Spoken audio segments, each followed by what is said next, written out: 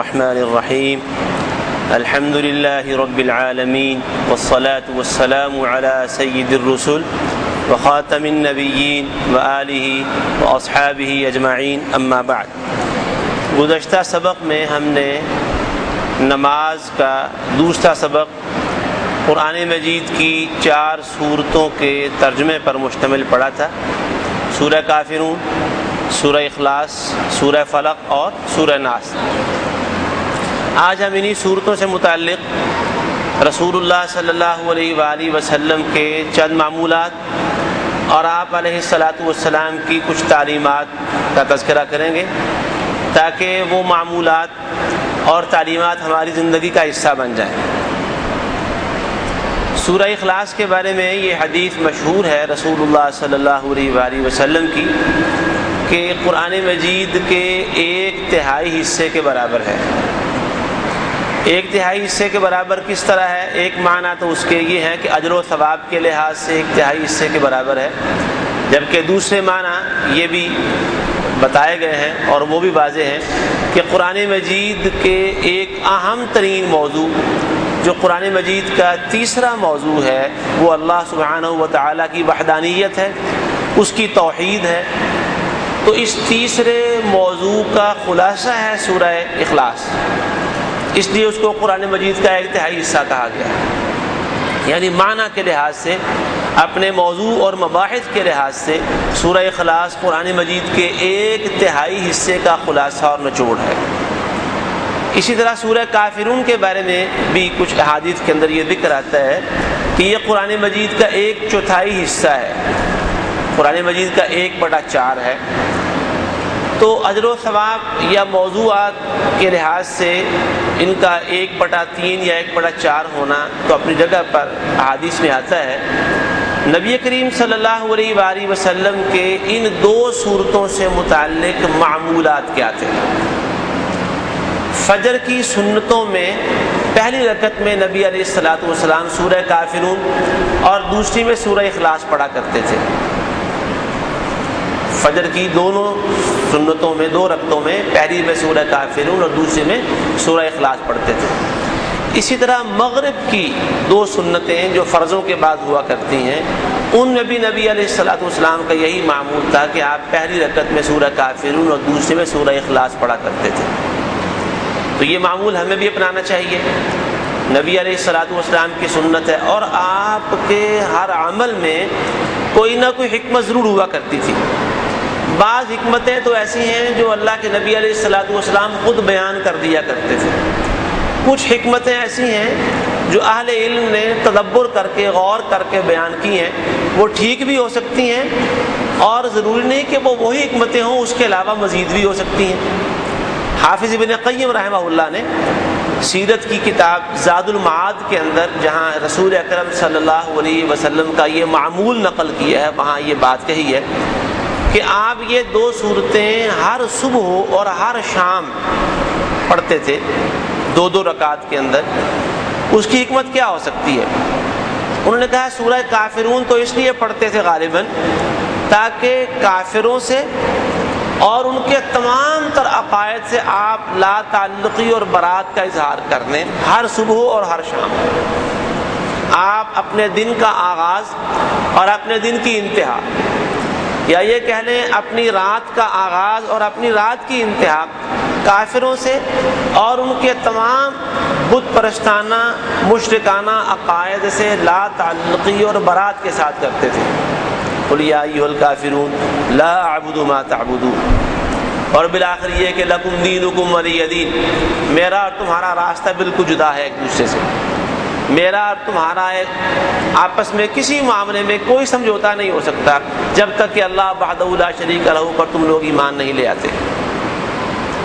تو کفر سے، کفری عقائد سے، کافروں سے، شرک سے، شرکی عقائد سے اور مشرکین سے ہر صبح اور ہر شام لا تعلقی اور برات کا اظہار ہے۔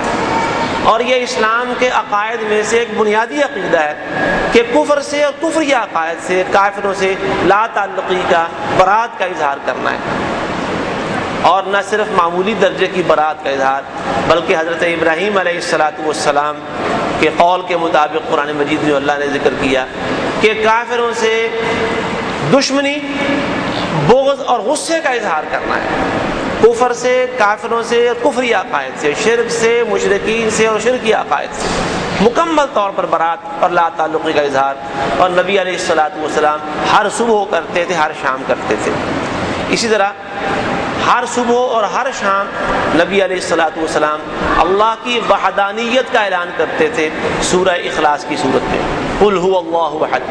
کافروں کے عقیدے کے، مشرکوں کے عقیدے کے جواب میں اور مقابلے میں آپ کہتے ہیں قل هو اللہ احد اللہ الصمد لم یلد ولم یولد ولم یکن له کفوا احد.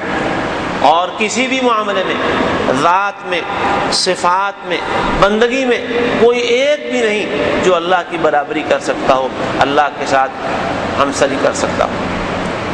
اللہ اپنی ذات میں اکیلا ہے، وحدہ لا شریک لہ ہے. اللہ اپنی صفات کے اندر اکیلا ہے، کوئی اس کا مثال نہیں، کوئی اس کی نظیر نہیں، کوئی اس کی برابری کرنے والا نہیں. بندگی کروانے میں اللہ اکیلا ہے، وحدہ لا شریک لہ ہے، کوئی اس کا شریک نہیں، کوئی اس کا ہمسر نہیں. وہ اکیلا ہے جو ہر طرح کی بندگی کا حقدار ہے. تو یہ اقرار، یہ اعتراف، یہ اعلان نبی علیہ الصلوۃ والسلام ہر صبح کرتے تھے اور ہر شام کرتے تھے. صبح کا آغاز اور صبح کی انتہا، یا رات کا آغاز اور رات کی انتہا اللہ وحدہ لا شریک لہ کی توحید کے ساتھ کرتے تھے. یہ حکمت ہے کہ انسان فکری اعتبار سے، نظری اعتبار سے اور عملی اعتبار سے اللہ سبحانہ و تعالیٰ کی توحید میں اتنا پختہ ہو کہ اس کے مقابلے میں جتنے عقائد ہیں، اس کے مقابلے میں جتنے بھی نظریات ہیں، ان تمام نظریات سے کلیت برات کا اظہار. اسی طرح ان دو صورتوں کے بارے میں ایک اور معمول نبی علیہ الصلوۃ والسلام کا سامنے آتا ہے، اور وہ خاص موقعوں پر ہی میسر آ سکتا ہے. وہ معمول کیا تھا؟ نبی علیہ الصلوۃ والسلام جب طواف کی 2 رکعات ادا کرتے تھے، عمرے کا طواف کیا، حج کا طواف کیا، تو طواف کی 2 رکعات میں بھی پہلی میں سورہ کافرون اور دوسری میں سورہ اخلاص پڑھا کرتے تھے.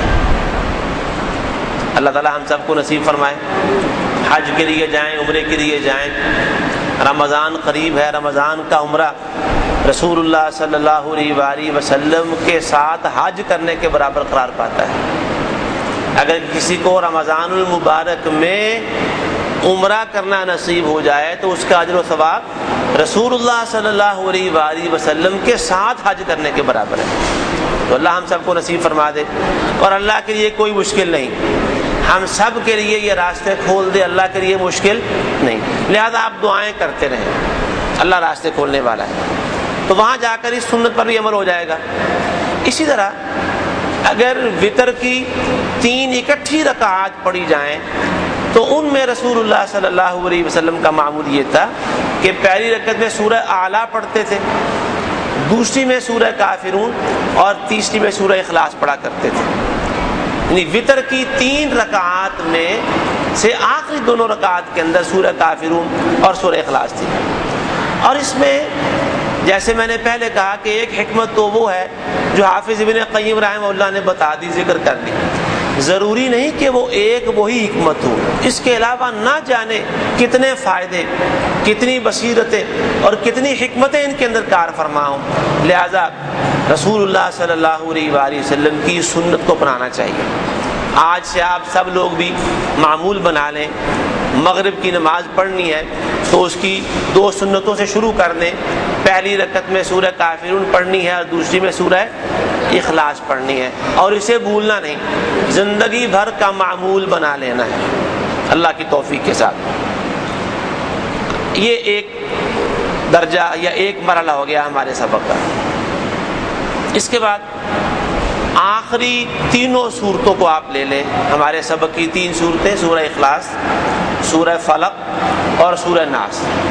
ان 3 صورتوں کے بارے میں نبی علیہ الصلوۃ والسلام کے معمولات یا آپ کے ارشادات کیا ہیں؟ حضرت عقبہ بن عامر رضی اللہ تعالیٰ عنہ روایت کرتے ہیں، تفسیر ابن کثیر کے اندر یہ حدیث ان سے نقل کی گئی ہے وہ کہتے ہیں نبی علیہ الصلوۃ والسلام نے مجھے یہ بات فرمائی تھی کہ اے عقبہ تمہاری زندگی کی کوئی رات ان 3 صورتوں کی تلاوت کیے بغیر نہیں گزرنی چاہیے، یعنی ہر رات تم نے یہ 3 صورتیں پڑھ کر ہی سونا ہے۔ وہ کہتے ہیں اسی فرمان نبوی کی وجہ سے اس کے بعد سے آج تک میری زندگی کی کوئی رات ان 3 صورتوں کی تلاوت کے بغیر نہیں گزری۔ اب وہ تلاوت کا انداز کیا ہوگا وہ میں آپ اس کے بعد ایک حدیث کی روشنی میں عرض کرتا ہوں۔ دن بھر میں ان 3 صورتوں کے رسول اللہ صلی اللہ علیہ وسلم کے معمولات یا آپ کے ارشادات کیا ہیں؟ فجر اور مغرب کی نماز کے فرائض کے بعد یہ 3 صورتیں 3 دفعہ پڑھنا رسول اللہ صلی اللہ علیہ وسلم سے ثابت ہے۔ 3 صورتیں ایک دفعہ پڑھ لیں، پھر دوسری دفعہ پڑھ لیں، پھر تیسری دفعہ پڑھ لیں، 3 صورتیں فجر کے فرضوں کے بعد اور مغرب کے فرضوں کے بعد یہ 3 صورتیں 3 دفعہ پڑھنی ہیں۔ یہ نبی علیہ الصلوۃ والسلام سے ثابت ہے۔ نمازوں کے بعد کے اذکار، وظائف اور عاد میں یہ آپ کو ملے گا نبی علیہ الصلوۃ والسلام نے ان 3 صورتوں کو فجر اور مغرب کے بعد 3 دفعہ پڑھنے کی تعلیم دی ہے۔ باقی 3 نمازیں بچ گئیں، ظہر، عصر اور عشاء کی نماز، 4 رکعتی نماز، ان میں فرضوں کے بعد یہ 3 صورتیں ایک مرتبہ پڑھنی ہے، ایک مرتبہ پڑھ لینی ہے۔ یہ نبی علیہ الصلوۃ والسلام کی تعلیمات کا حصہ ہے۔ دن میں کتنی بار ہو گئے؟ 5 دفعہ، جن میں سے 2 موقعوں پر 3 دفعہ اور 3 موقعوں پر ایک دفعہ۔ پھر ایک چھٹا موقع آتا ہے، نبی علیہ الصلوۃ والسلام جب رات کو اپنے بستر پر جا کر لیٹتے، سید عائشہ رضی اللہ تعالی عنہا بیان کرتی ہیں کہ آپ اپنے بستر پر جب بیٹھتے تو لیٹنے سے پہلے اپنی دونوں ہتھیلیاں اکٹھی کر لیتے، جمع کر لیتے، ملا لیتے۔ ہتھیلیوں کو ملانے کی کیفیت کسی حدیث کے اندر واضح طور پر سامنے نہیں آ سکی کہ ملانے کی کیفیت کیا تھی۔ جس طرح ہم عام طور پر کسی انسان سے کوئی آدمی معافی مانگتا ہے نا تو دونوں ہاتھ جوڑ لیتا ہے۔ اب یہ کیفیت تھی ہتھیلیوں کو ملانے کی، یا یہ دوسری کیفیت تھی ہاتھ کے ساتھ ہاتھ پکڑ لیا اور ہتھیلیاں مل گئیں؟ ہاتھوں کو جمع کرنے کی کوئی کیفیت دعائیہ انداز میں تھی، یہ بھی ہتھیلیاں مل گئیں یا ہاتھ مل گئے آپس میں؟ واضح نہیں ہے۔ 12 ہتھیلیاں ملا لیتے، یوں کیفیت بھی ہو سکتی ہے اور یوں بھی ہو سکتی ہے۔ تو اس کے بعد آپ قرآن مجید کی یہ 3 صورتیں پڑھتے، پڑھنے کے بعد اپنے ہاتھوں پر دم کرتے، پھونک مارتے۔ یہ پھونک مارنے کے بعد اپنے دونوں ہاتھ پہلے اپنے چہرے پر ملتے تھے، پھر اپنے سر پر ملتے، اس کے بعد جسم کے اگلے حصے پر، تمام بدن پر اپنے ہاتھ پھیرتے، پھر پچھلے حصے پر جہاں جہاں تک آپ کے ہاتھ پہنچ سکتے تھے وہاں تک ہاتھ پھیرا کرتے تھے۔ اور یہ عمل آپ 3 دفعہ دہراتے تھے۔ یہ دم کتنی مرتبہ کرتے؟ 3 مرتبہ دم کیا کرتے تھے۔ ہر 3 دفعہ 3 صورتیں پڑھ کے ہاتھوں پر دم کر لیتے، پھر چہرے، سر سے لے کر سارے جسم پر ہاتھ پھیرا کرتے تھے، پھر دوسری مرتبہ، پھر تیسری مرتبہ ایسا کیا کرتے تھے۔ اور یہ عمل رسول اللہ صلی اللہ علیہ وسلم کا ہمیشہ رہا، حتیٰ کہ جب آپ اپنی زندگی کے آخری دنوں میں ایک مرض کا، بیماری کا شکار ہوئے جس سے آپ شفا یاب نہیں ہو سکے اور اللہ تعالیٰ سے جا ملے، اس دوران آپ کے لیے ممکن نہ رہا کہ یہ دم خود کر سکیں۔ حضرت عائشہ رضی اللہ تعالی عنہا نبی اکرم صلی اللہ علیہ وسلم کو یہ دم کیا کرتی تھی۔ اس کا مطلب یہ ہے کہ بیمار آدمی اگر یہ دم نہ کر سکے تو کوئی دوسرا اس کو دم کر دے۔ یہ معمول رسول اللہ صلی اللہ علیہ وآلہ وسلم کا رہا ہے، یہ معمول بھی ہمیں اپنانا ہے۔ عام طور پر کہیں آدمی مہمان بن کر گیا ہو یا ہمارے پاس کوئی مہمان آیا ہو اور ساتھ اس کی چارپائی بھی ہو تو شاید یہ معمول اپناتے ہوئے کسی قسم کی ہچکچاہٹ ہو کہ دوسرا آدمی سمجھے گا پتہ نہیں یہ کیا ہے کہ دم جھاڑ شروع کر دی ہے۔ تو اس بات سے ہچکچانا نہیں ہے، تعلیم دے دینی، دوسروں کو بتا دینا ہے کہ نبی علیہ الصلوۃ والسلام کا یہ معمول ہے۔ گھروں میں یہ معمول اپنانے کی خاص طور پر دور حاضر میں شدید ضرورت ہے۔ آپ اس صورت کے موضوعات پر، معانی پر غور کریں۔ جیسے یہ کہا گیا وَمِن شَرِّ النَّفَّاثَاتِ فِي الْعُقَدِ، گرہوں میں پھونکے مارنے والیوں کے شر سے، اور یہ گرہوں میں پھونکے مارنے کا عمل، تعویذات کا، سحر اور جادو کا ٹونے کے اعمال یہ آج کل عام ہو گئے ہیں۔ وہ لوگ جن کے بارے میں اخباروں میں اشتہارات چلتے ہیں، جو عملیات کے ماہر ہیں، ان کے پاس جا کر دیکھیں مردوں کا عورتوں کا تانتا بنا ہوتا ہے، ان سے الٹے سیدھے کام کرواتے ہیں، سحر جادو وغیرہ کے اعمال کرواتے ہیں، کبھی کسی کے خلاف کبھی کسی کے حق میں، کبھی کسی کے خلاف کبھی اپنے حق میں، یہ اعمال کرواتے ہیں، اور اس وجہ سے بہت زیادہ فساد عام ہو گیا۔ بڑی بڑی بیماریاں جسمانی اور روحانی وہ جنم لے رہی ہیں، توہمات کی بیماریاں جنم لے رہی ہیں، اور اس کے ساتھ حسد بھی عام ہے۔ اور یاد رکھیے ایمان جتنا کمزور ہوتا ہے اس کے جو مخالف چیزیں اینٹی چیزیں ہیں وہ اتنی زیادہ ہوتی ہیں، حسد عام ہو جاتا ہے۔ حسد بھی ایمان میں کمزوری کی وجہ سے آتا ہے۔ حسد کرنے والے کے بارے میں یہ حدیث آپ کو سنائی تھی، نبی علیہ الصلوۃ والسلام نے فرمایا کہ حسد کرنے سے انسان کی نیکیاں یوں تباہ ہوتی ہیں، ایسے بھسم ہو جاتی ہیں جیسے آگ لکڑیوں کو کھا جاتی ہے۔ حسد انسان کی نیکیوں کو کھا جاتا ہے، جیسے جیسے نیکیاں ہو رہی ہیں حسد ان کو راکھ کا کوئلے کا ڈھیر بناتا چلا جا رہا ہے۔ یہ کیوں ہوتا ہے؟ ایسا کیوں ہے؟ اصل میں حسد کرنے والے کو بالواسطہ طور پر اللہ رب العزت سے گلہ ہے، اس پر شکایت ہے، کیونکہ جس سے حسد کر رہا ہے اسے وہ نعمت کس نے دی ہے؟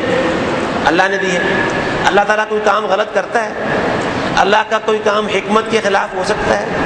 اللہ کا کوئی کام ظلم ہو سکتا ہے کہ حق تو اس کا تھا وہ اللہ نے اٹھا کے کسی اور کو دے دیا؟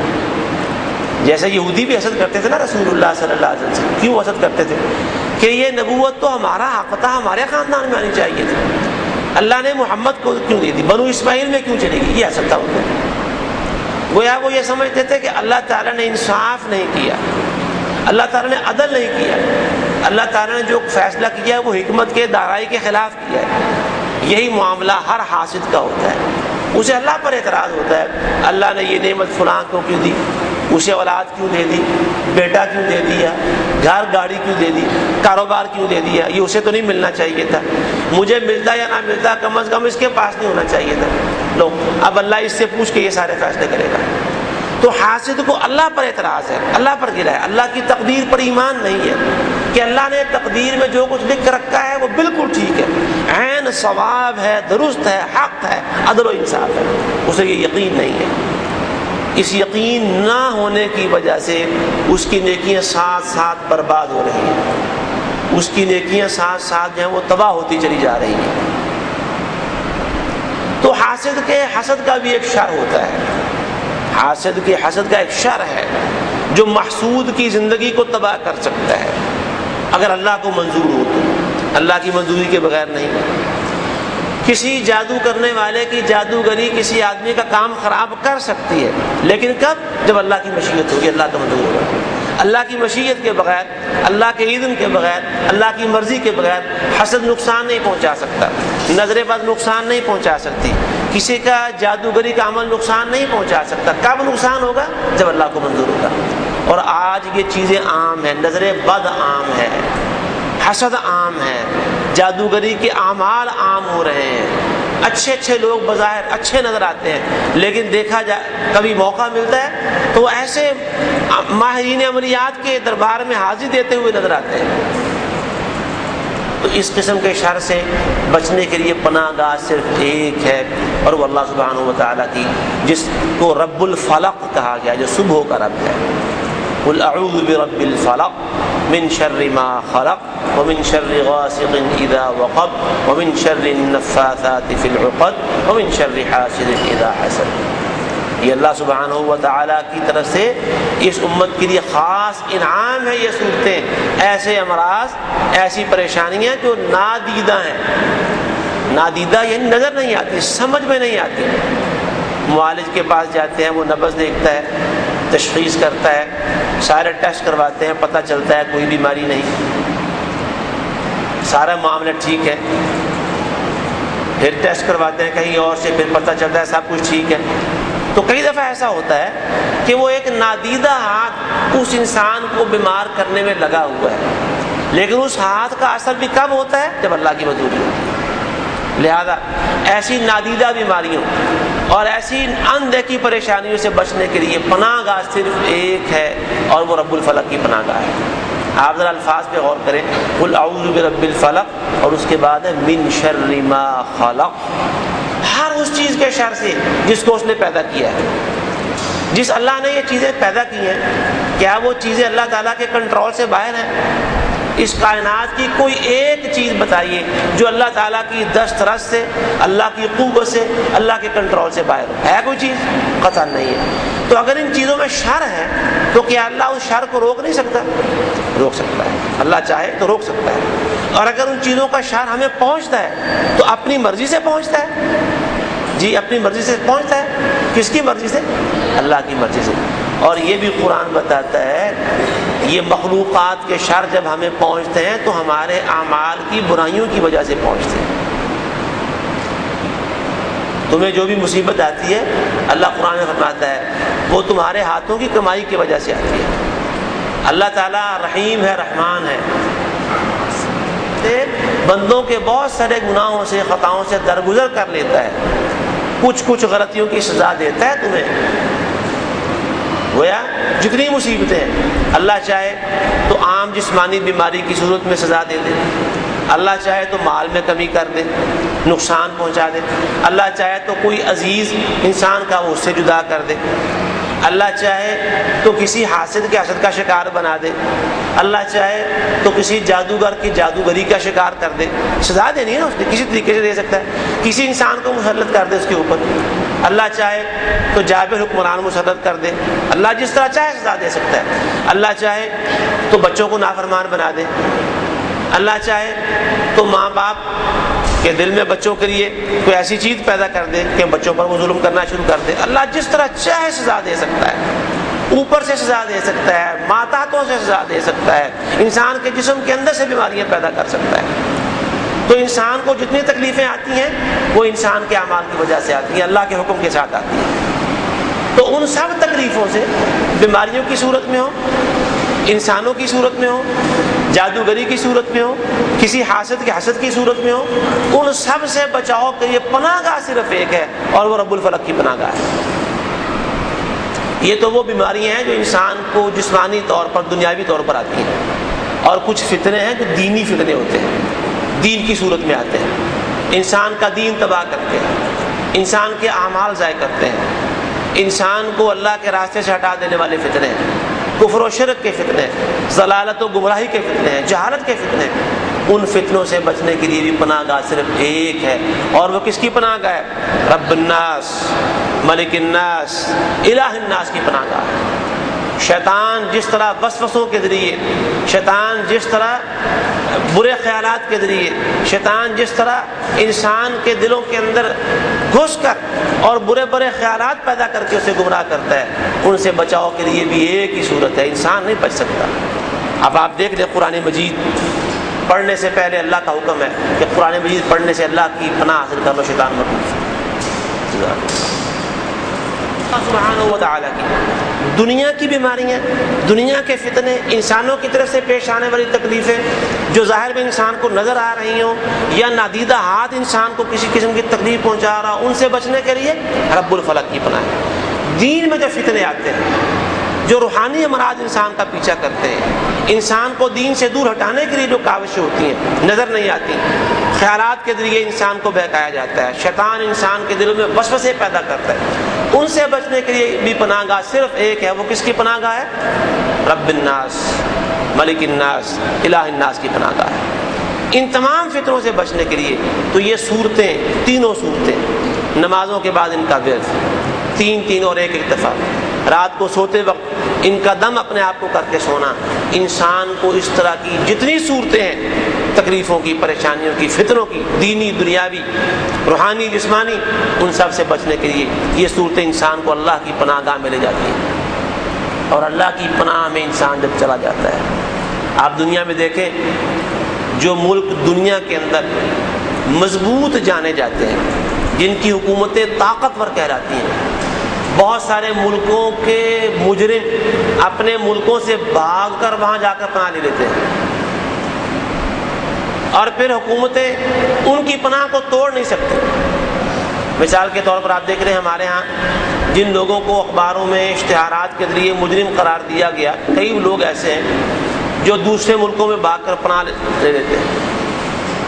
ہماری حکومتیں آج تک ان کو وہاں سے واپس نہیں لا سکی، اور جنہوں نے پناہ حاصل کی ہے وہ سمجھتے ہیں کہ وہاں جا کر پناہ لیں گے تو کوئی ہمارا کچھ بگاڑ نہیں سکے گا. تو جب دنیا میں انسان کسی پناہ میں جانے کے بعد سمجھتا ہے کہ اس پناہ میں میرا کوئی بال نہیں اکھاڑ سکے گا، تو جس انسان کو سارے جہانوں کے رب کی پناہ حاصل ہو جائے، جس کی صفات کیا ہیں، وہ رب الفلق ہے، وہ رب الناس ہے، ملک الناس ہے، الہ الناس ہے، اس کی پناہ میں جب انسان چلا جائے تو کوئی اس انسان کا کیا بگاڑ سکتا ہے. اس لیے ان صورتوں کا اہتمام کرنا ہے. اور ہمارا یہ جو پروگرام ہے تعلیمات کا 40 روزہ، اس کو ہم سب نے مل جل کر تعلیمی پروگرام سے کچھ آگے بڑھ کر ایک عملی پروگرام کی تشکیل دینا ہے. اپنے اندر، اپنے گھروں میں، اپنے ماحول کے اندر ایک عملی تبدیلی پیدا کرنی ہے. وہ چھوٹی چھوٹی چیزیں جو بظاہر چھوٹی ہیں لیکن حقیقت میں بہت دور رس اثرات اپنے اندر رکھتی ہیں، انہیں رواج دینا ہے اپنے معمولات کے ساتھ، اپنے گھروں کے اندر، نمازوں کے بعد، رات کو سوتے وقت، بچوں کے سامنے. جب یہ عمل دہرائے جائیں گے تو بچے بھی اس کو دیکھیں گے، آہستہ آہستہ کاپی کرنا شروع کریں گے، اس کی نقالی کریں گے. اس لیے ان اعمال کو معمولی نہیں سمجھنا. اور ایک واقعہ حدیث کی صحیح کتابوں میں آتا ہے صحیح سند کے ساتھ، بخاری شریف میں بھی ہے. بعض لوگ ان احادیث کی صحت سے انکار کرتے ہیں، کہتے ہیں وہ حدیث قرآن کے خلاف ہے، لہذا ہم ان کو مانتے نہیں. بہرحال ایسی کوئی بات نہیں، قرآن کے خلاف قطعا نہیں ہے. جن میں یہ ذکر آیا ہے کہ نبی علیہ الصلوۃ والسلام پر ایک یہودی نے جادو کر دیا تھا، اس کے کچھ اثرات نبی علیہ الصلوۃ والسلام پر ظاہر ہوئے. اس جادو کا مقصد نبی علیہ الصلوۃ والسلام کو جان سے مار ڈالنا تھا. یہودی جب ظاہری طور پر تمام کوششوں میں ناکام ہو گئے، رسول اللہ صلی اللہ علیہ وسلم کو قتل کرنے میں ناکام ہو رہے تھے نا. آپ پر پتھر گرانا چاہا، بہت بڑا پتھر، اس میں ناکام ہوئے. نبی علیہ الصلوۃ والسلام کو زہر آلود گوشت کھلایا گیا، ناکام ہو گئے. تو نبی علیہ الصلوۃ والسلام کو جادو کے ذریعے ہلاک کرنے کی کوشش کی گئی تھی. اللہ تعالیٰ نے آپ کو اس سے بچایا، اور بچایا انہی دو صورتوں کے ذریعے تھے. آپ کو بتایا گیا کہ وہ جادو والا جو سارا ساز و سامان ہے وہ کنویں سے نکلوایا آپ نے. حضرت علی رضی اللہ تعالیٰ عنہ وغیرہ صحابہ کو وہاں لے کر گئے اور نکالا. آپ علیہ الصلوۃ والسلام نے سورہ فلق اور سورہ ناس کی جب اس کنگھی کے اوپر جس پر سارا جادو کیا گیا تھا پڑھا، دم کیا، تو ان صورتوں کی ایک دفعہ تلاوت کے ساتھ جادو کے سارے اثرات ظاہر ہو گئے.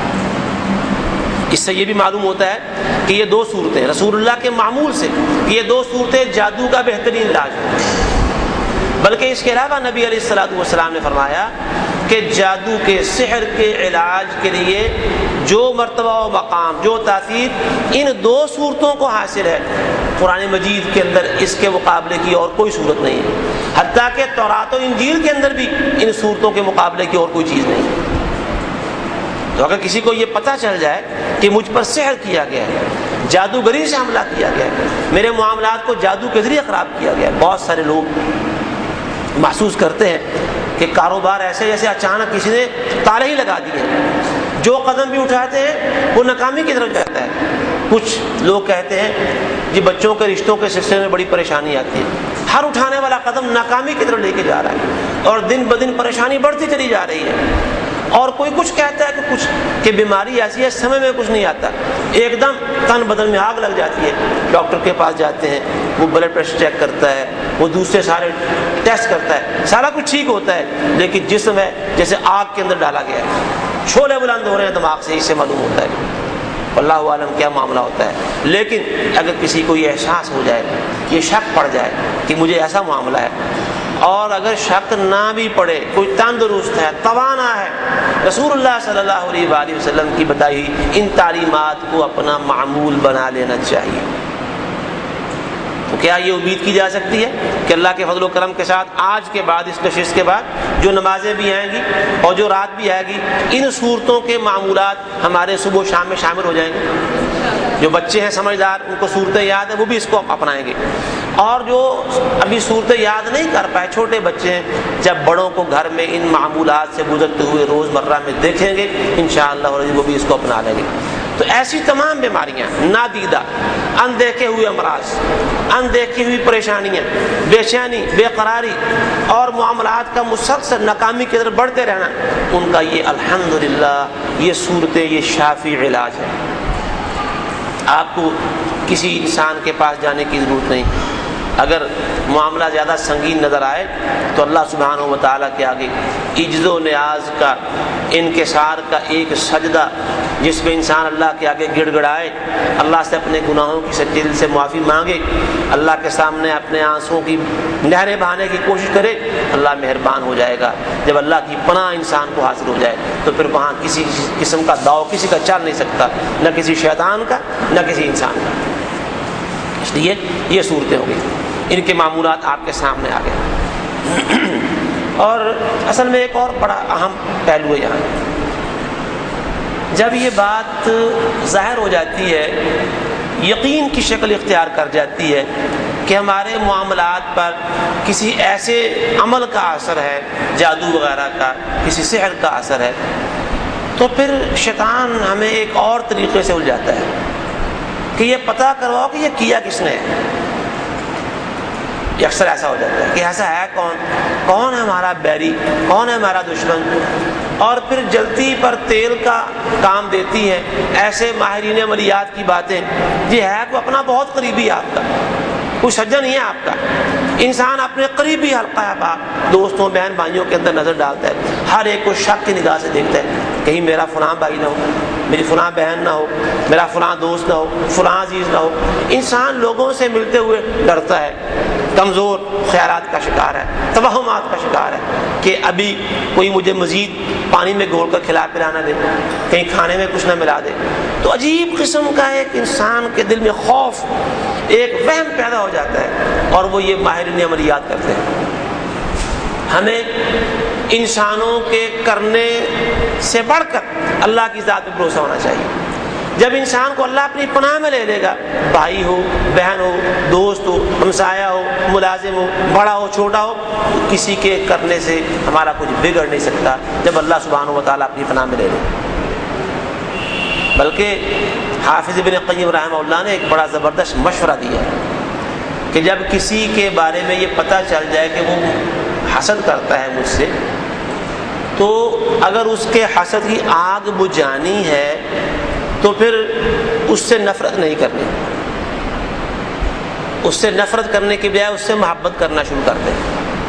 دیکھیں، اگر حاسد آدمی مسلسل حسد کا شکار رہے اور حسد سے نکل نہ سکے، اور ہماری کوششیں اسے مزید حسد کا شکار رہیں، حسد کی آگ میں جلتا جلتا بالآخر وہ کہاں جائے گا؟ جی جہنم کا ایندھن بن سکتا ہے نا، خطرہ تو ہے نا اس کا. تو کیا اسے جہنم سے بچانا ہماری ذمہ داری نہیں ہے؟ اگر ہم حاسد سے نفرت کریں گے، اس سے اوائڈ کریں گے، اسے دور رکھیں گے، وہ مزید حسد کرے گا، اس کا حسد بڑھتا چلا جائے گا. اسے حسد کی کیفیت سے، حسد کی بیماری سے نکالنے کے لیے اس کے ساتھ احسان کریں، ہے بڑا مشکل. حافظ ابن قیم رحمہ اللہ نے حاسد کو اس کے حسد سے نکالنے کے لیے اور خود حاسد کے حسد سے بچنے کے لیے 10 تجاویز دی ہیں. 10 تجاویز ہیں. اس کے حق میں دعائیں کرنا کہ اللہ اس کو حسد سے بچا لے، اس کے ساتھ حسن سلوک کرنا. وہ حسد کا شکار ہے اور آپ اس کے ساتھ حسن سلوک کریں، جیسے نبی علیہ الصلوۃ والسلام اپنے دشمنوں کے ساتھ حسن سلوک کیا کرتے تھے. حسن سلوک کرنا تاکہ وہ حسد سے نکل آئے. تو انسان جو کچھ بھی انسان کے ساتھ کرے اس کے پیچھے نہیں جانا. ہم نے کدھر بھاگنا ہے؟ جی ہم نے کس کی طرف بھاگنا ہے؟ اللہ کی طرف بھاگنا ہے. اللہ کی پناہ میں اپنے آپ کو دینا ہے ان صورتوں کی تلاوت، ان صورتوں کے ورد اور ان کے وظائف کے ذریعے. لہٰذا یہ نقطہ ذہن میں رکھیے، جس کے بارے میں یقین ہو جائے یہ فلاں شخص ہے جو ہمارے خلاف یہ عملیات کر رہا ہے، یہ ہم سے حسد کرتا ہے، جلتا ہے، کڑتا ہے، ہمارے کیے ہمارے سارے جو معاملات ہیں ان کے اوپر اثر انداز ہو رہا ہے، تو از راہ کرم اس سے نفرت نہ کیجیے، اسے دور نہ بھگائیے. وہ تو قابل رحم انسان ہے، وہ تو اس نے سلوک کا مستحق ہے کہ اس کے ساتھ اس نے سلوک کیا جائے۔ حضرت عائشہ رضی اللہ تعالیٰ عنہ نے نبی علیہ الصلوۃ والسلام کو مشورہ دیا کہ اللہ کے رسول، جس یہودی نے آپ کے خلاف جادو کیا تھا آپ نے اس کو سزا نہیں دی، اس کو سزا دینی چاہیے تھی۔ آپ نے فرمایا جب اللہ نے مجھے اس کے عمل سے بچا لیا ہے تو پھر مجھے کیا ضرورت ہے بدلہ لینے کی؟ جب اللہ ہی مجھے کافی ہو گیا ہے تو پھر بدلہ لینے کی ضرورت نہیں ہے۔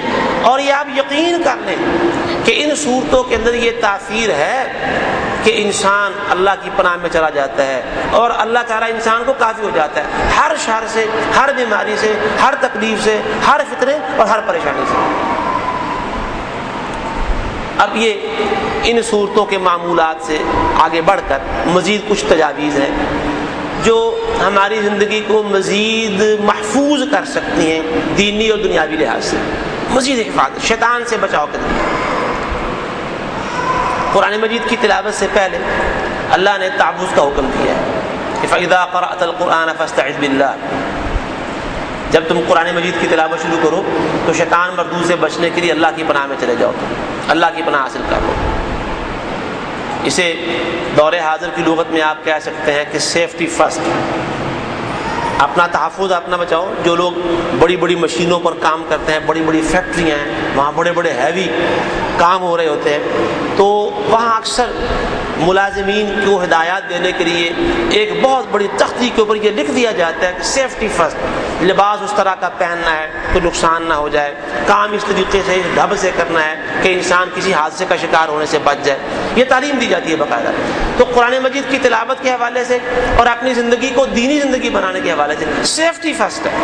وہ سیفٹی کا کیسے حاصل ہوگی، وہ سیکیورٹی کیسے انسان کو ملے گی؟ اللہ کی پناہ میں ملے گی۔ تو جہاں جہاں سے شیطان ہماری زندگی میں داخل ہوتا ہے، چور راستے نکال لیتا ہے، وہاں ہم نے غور کر کے اپنے آپ کو بچانے کے لیے ان تدابیر کو اختیار کرنا ہے جن کی اللہ کے رسول صلی اللہ علیہ وسلم نے تعلیم دی ہے۔ گھر میں داخل ہونا ہے تو سب سے پہلے سلام کرنا ہے، کیونکہ حدیث میں آتا ہے جب گھروں میں داخل ہوتے ہیں شیطان ساتھ جاتا ہے۔ اگر وہاں جاتے ہوئے باتیں شروع کر دیں تو شیطان کو اس گھر میں رکنے اور ٹھہرنے کا موقع مل جاتا ہے، اور اگر السلام علیکم کہہ دیں تو وہ کہتا ہے کہ میں جس مقصد کے لیے آیا تھا یہ السلام علیکم کہنے سے میرا مقصد سارے کا سارا ضائع ہو گیا، وہ واپس چلا جاتا ہے۔ اس لیے گھر میں داخل ہو کر سب سے پہلے کیا کہنا ہے؟ السلام علیکم۔ حتیٰ کہ آپ اگر گھر میں موجود ہیں، دروازہ کھٹکھٹایا کسی نے، آپ پتہ کرنے کے لیے باہر گئے کون ہے، واپس اندر آتے ہیں، اندر آ کے تب بھی سلام کرنا چاہیے۔ حتیٰ کہ گھر سے سارے افراد کسی جگہ پر چلے گئے مہمان بن کر، جب واپس گھر آتے ہیں گھر میں داخل ہوں تو گھر میں داخل ہو کر اللہ کہتا ہے سلموا علی انفسکم، تم اپنے آپ پر سلام کر لیا کرو، تحیۃ من عند اللہ، اللہ کی طرف سے یہ تحفہ ہوگا۔ اکیلے گھر میں داخل ہوتے ہیں، کوئی شخص موجود نہیں ہے، تب بھی داخل ہو کر کہنا ہے السلام علیکم ورحمۃ اللہ وبرکاتہ، اونچی آواز سے کہنا ہے، السلام علیکم کہنا ہے آپ نے، ٹھیک ہے؟ تو اس کا اہتمام اس لیے کرنا ہے کہ شیطان کو ہمارے گھروں میں داخل ہونے کا موقع نہ مل سکے۔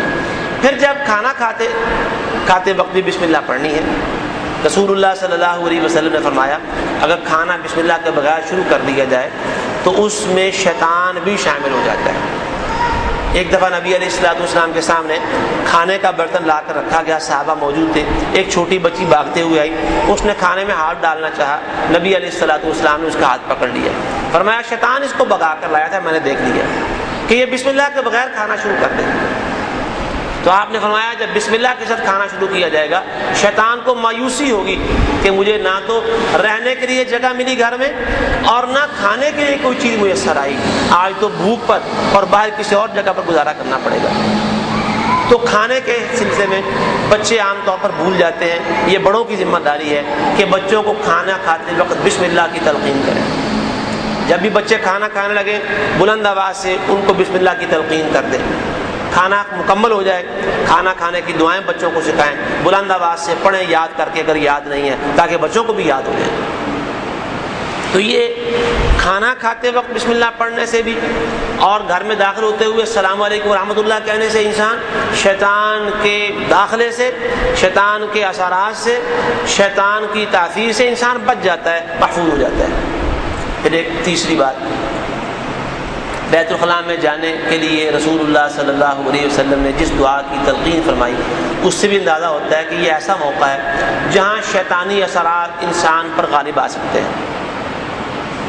اور یہ یاد رکھیں کہ جو لوگ سحر وغیرہ کے، جادو کے اعمال کرتے ہیں، اس کے ماہر اور چلہ کشی کرتے ہیں، ان کے کاموں میں ایک دو باتیں اہتمام کے ساتھ شامل ہوتی ہیں۔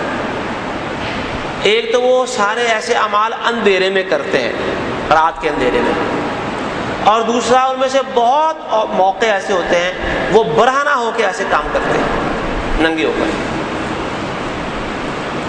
جو ان کے پاس لوگ اپنے کاموں کے لیے جاتے ہیں اور ان کو وہ بتاتے ہیں کہ فلاں تم نے چلہ کرنا ہے، فلاں معمول کرنا ہے، ان کو بھی یہی تلقین کرتے ہیں۔ قبرستان میں چلے جانا ہے، کسی اندھیری جگہ پر کوئی نئی قبر ڈھونڈنی ہے، کپڑے اتار کے وہاں تم نے قبر پر کھڑے ہو کے نہانا ہے وغیرہ، اس طرح کے کام بتائے جاتے ہیں۔ یعنی اندھیرا اور دوسرا جسم کی برہنگی، یہ دو چیزیں شامل ہوتی ہیں۔ اس سے معلوم ہوتا ہے کہ جو برہنگی ہے یہ شیطان کے لیے بڑی کارگر ہے، شیطان اس سے فائدہ اٹھاتا ہے۔ اسی لیے تو رسول اللہ صلی اللہ علیہ وسلم نے قضائے حاجت کے لیے جانتے وقت کے لیے یہ دعا بتا دی ہے کہ شیطان اپنا کام کرنے کی کوشش کرے گا، تم نے اپنے آپ کو اللہ کی پناہ میں دینا ہے۔ بسم اللہ اللہم انی اعوذ بک من الخبث والخبائث، یہ دعائیں بچوں کو بھی یاد کروائیں۔ بچے بیت الخلاء میں جائیں تو بلند آواز سے ان کو دعائیں یہ بول دیں، تلقین ہو جائے اور یاد ہو جائے۔ اور آج کل یہ بڑا آسان ہے، ان دعاؤں کے سٹیکرز ملتے ہیں چھپے ہوئے، بیت الخلاء کے دروازے سے باہر قریب کسی جگہ پر یہ دعائیں داخل ہونے کی اور باہر نکلنے کی آویزاں کی جا سکتی ہیں، تاکہ یاد نہ رہے تو پڑھ دیکھ کر یاد آ جائے۔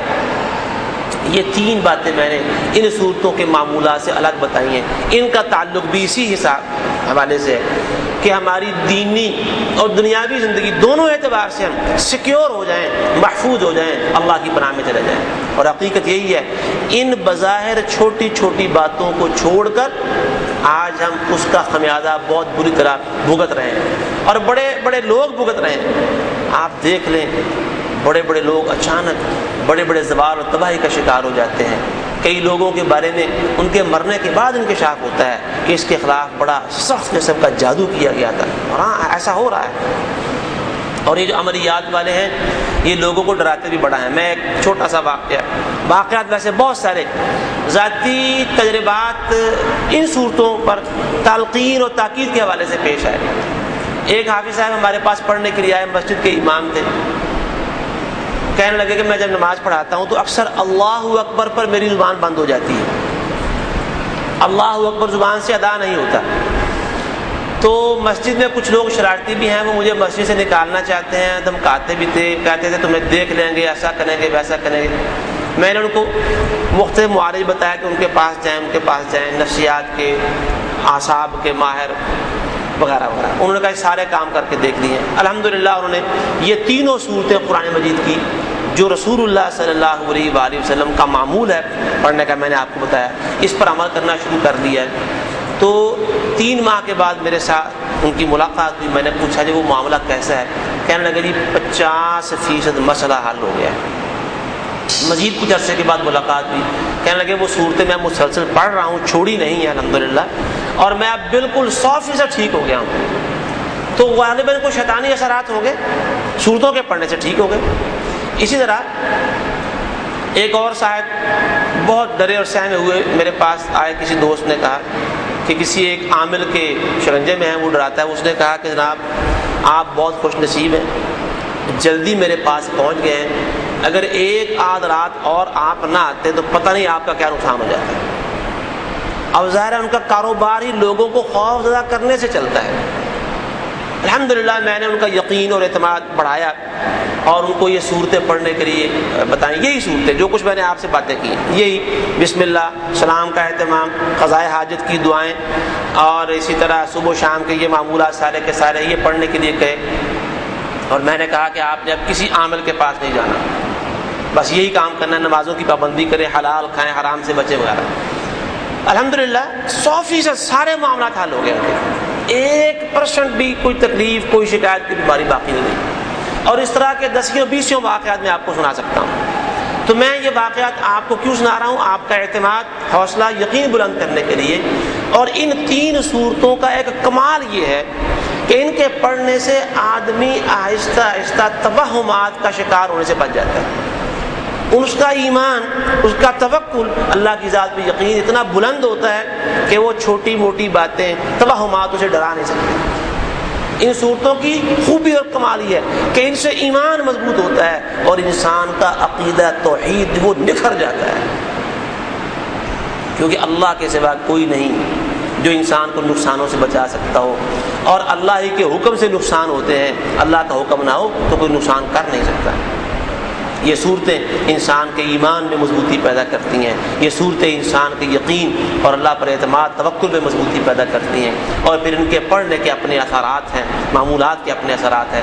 تو میں اب آخر میں آپ سے یہی بات کہوں گا، جو باتیں ان صورتوں کے حوالے سے اگرچہ ہم نماز کی صورتیں تلاوت کے لیے ہی پڑھ رہے ہیں، لیکن ان معمولات کو ایک تو آپ نے اپنانا ہے، اس کے علاوہ جو 2-3 باتیں مزید کہی گئی ہیں ان پر عمل کرنا ہے. آخری بات، صبح و شام کے جو اذکار ہیں حدیثوں میں آتے ہیں، وظائف ہیں، وہ بھی کسی اچھی مستند کتاب کو دیکھ کر، حسن المسلم ہے، پیارے رسول کی پیاری دعائیں ہیں، اس طرح کی کوئی کتاب جو معتبر اور مستند ہو، اسے دیکھ کر اس میں صبح اور شام کی دعائیں آپ پڑھیں. اس میں بھی صبح اور شام کی دعاؤں میں بھی کچھ دعائیں ایسی ہیں جو اللہ کی پناہ حاصل کرنے والی دعائیں ہیں، جن سے اللہ تعالیٰ کی پناہ انسان کو حاصل ہوتی ہے. ان کو اپنا معمول بنائیں اور اپنی پوری زندگی کو دینی حوالے سے اور دنیاوی حوالے سے ہر فتنے سے، ہر آفت، ہر مصیبت پریشانی سے محفوظ کریں. اور وہ محفوظ کس طرح ہوگی؟ اللہ کی پناہ میں جا کر. ہاں، اس کے بعد بھی جو تکلیفیں اللہ نے مقدر کی ہوئی ہیں وہ آ سکتی ہیں. اس کا مطلب یہ نہیں کہ ان کے پڑھنے کے بعد انسان کو بیماری آ ہی نہیں سکتی. بیماری پھر بھی آ سکتی ہے، نقصان پھر بھی ہو سکتا ہے، لیکن ہوگا کیا؟ انسان کا دھیان اللہ کی طرف جائے گا، انسانوں کی طرف نہیں جائے گا. اور یہی ان صورتوں کا کمال ہے، یہی ان کی خوبی ہے کہ انسان کو ان کی تلاوت کی برکت سے توجہ الی اللہ نصیب ہوتی ہے. انسان انسانوں کی طرف نہیں بھاگتا. وہ ہوتا یہ ہے، شیخ سعدی کی حکایات میں کہیں میں نے پڑھا کہ ایک دفعہ انہوں نے اپنے بچپن میں اپنے استاد صاحب سے کہا کہ جناب میرا فلاں ساتھی کلاس فیلو ہے، وہ میری ذہانت کی وجہ سے مجھ سے بڑا حسد کرتا ہے، جلتا ہے، قد رکھتا ہے مجھ سے. تو ان کے استاد نے کہا کہ بیٹے اس کا حسد کرنا تو ناجائز ہو گیا، اور یہ جو تم اس کی غیبت کر رہے ہو یہ جائز ہے. تم نے اس کی غیبت کی ہے یہ جائز ہے. اگر حسد ناجائز ہے تو غیبت بھی ناجائز ہے. ہم کسی کے حسد کی وجہ سے اس کے خلاف بیٹھے جو باتیں کرتے ہیں، جو پروپیگنڈا اس کے خلاف کرتے ہیں، اور جو اس کے متعلق ذہن میں کدورت بھر لیتے ہیں، وہ ہو سکتا ہے اس کے حسد سے بھی بڑھ جائے. ہم خود بھی گناہگار ہوتے ہیں. اس لیے حاسد کے پیچھے نہیں بھاگنا، ہم نے اس کو نظر انداز کرنا ہے کم از کم، اور اگر ممکن ہو تو اس کے ساتھ حسن سلوک کرنا ہے، اس کے حق میں دعائیں کرنی ہے کہ اللہ اس کو معاف کر دے اور اسے ایسے سے نکال دے. میں انہی باتوں پر آج کے سبق میں اکتفا کرتا ہوں، اور اللہ تعالیٰ سے دعا گو ہوں کہ اللہ سنت پر عمل کے لیے ہمارے سینے کھول دے اور ہماری ساری زندگی سنت کے مطابق بنا دے. یہ پھر میں آخر میں عرض کروں گا، ہمارا یہ پروگرام محض تعلیمی پروگرام نہیں ہے اور نہ ہونا چاہیے. اس چھوٹے سے ایک پروگرام اور سیشن کو جو 40 روز پر مشتمل ہے، ہم نے اپنی زندگی کے اندر بنیادی اور اہم تبدیلیوں کا باعث بنانا ہے، اور اپنے آپ کو اللہ کے ساتھ جوڑ لینا ہے، اپنے آپ کو اللہ کے دین کے ساتھ جوڑ لینا ہے. جب ہم اللہ کے ساتھ جڑ جائیں گے، اللہ کے دین کے ساتھ جڑ جائیں گے، رسول اللہ صلی اللہ علیہ وسلم کی امتی ہونے کے لیے محنت اور کوشش شروع کر دیں گے، ہمارے دنیاوی حالات اللہ کے فضل و کرم سے بہت جلد تبدیل ہونا شروع ہو جائیں گے. وآخر دعوانا ان الحمد للہ رب العالمین. سبحانک اللہم ربنا وبحمدک اشہد ان لا الہ الا انت استغفرک واتوب الیک.